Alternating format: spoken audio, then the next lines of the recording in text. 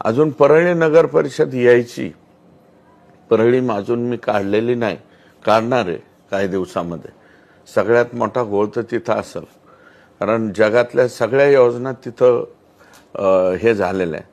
मग हा जो पैसा यायला लागला खांडेकर साहेब, प्रचंड मोठ्या प्रमाणामध्ये पैसा येत गेला आणि हा पैसा काय यांना गप्प बसून द्यायना, म्हणून मग हे टोळ्या तयार करणं, यांना सोडणं, त्यांच्याकडनं खंडणी मागणं, हे प्रकार सर्रास सुरू झाले।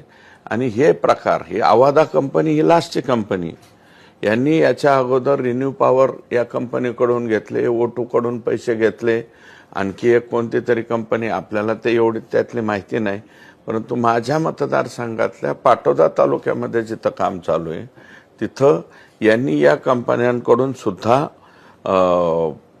खंडणी जी आहे, आम्हाला एवढे पैसे द्या नाही तर तुमचं काम बंद करा, अशा पद्धतीने। आणि त्यात पाटोदा तालुक्यातल्या सुद्धा तरुणांचा भरणा हा त्या ठिकाणी करून घेतला।